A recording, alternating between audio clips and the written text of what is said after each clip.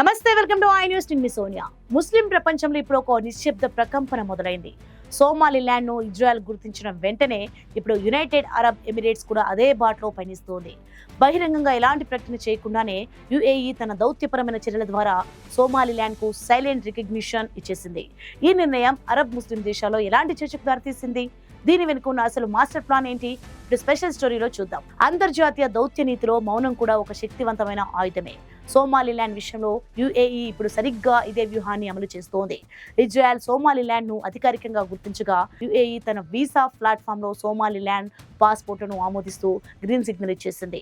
అదే సమయంలో Somalia passport ఉన్న వారికి వీసాలను నిలిపివేయడం ద్వారా అబుదాబి తన ప్రాధాన్యతలను స్పష్టం చేసింది. ఈ చర్య కేవలం దౌత్యపరమైనది మాత్రమే కాదు, దీని వెనుక ఒక భారీ సైనిక ఆర్థిక వ్యూహం దాగి ఉంది. 2017 నుంచే యుఏఈ సోమాలిలాండ్ లోని బెర్బరా నగరంలో ఒక శక్తివంతమైన మిలిటరీ బేస్ ను నిర్వహిస్తోంది. ఇక్కడ ఏకంగా 4 కిలోమీటర్ల పొడవైన రన్వేను నిర్మించడంతో పాటు లోతైన సముద్రపు రేవును కూడా అభివృద్ధి చేస్తోంది.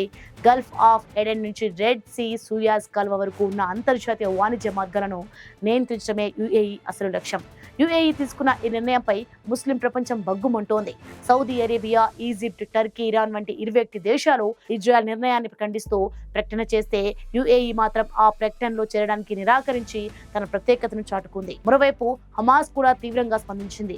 గజా నుంచి పాలస్తీనియన్లను బలవంతంగా సోమాలిలాండ్ కు తరలించేందుకు ఇజ్రాయెల్, యుఏఈలు ఇలాంటి కుట్రలకు పాల్పడుతున్నాయని ఆరోపించింది. చైనా, ఖతార్ వంటి దేశాలు కూడా ఈ పరిణామం వల్ల రెడ్ సీ ప్రాంతంలో తీవ్ర అస్థిరత ఏర్పడుతుందని హెచ్చరిస్తున్నాయి. సోమాలియా ప్రభుత్వం కూడా దీనిని తమ సార్వభౌమాధికారంపై జరిగిన దాడిగా అభివర్ణించింది. ఇటు ఇజ్రాయెల్, అటు యుఏఈల మద్దతుతో సోమాలిలాండ్ అధ్యక్షుడు మాత్రం ఇది 30 ఏళ్ల తమ పోరాటానికి లభించిన చారిత్రాత్మక విజయమని కొనియాడారు.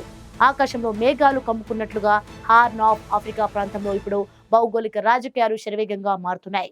యుఏఈ సాగిస్తున్న ఈ సైలెంట్ గేమ్ భవిష్యత్తులో ఎలాంటి సంచలనాలకు దారితీస్తుందో వేచి చూడాలి.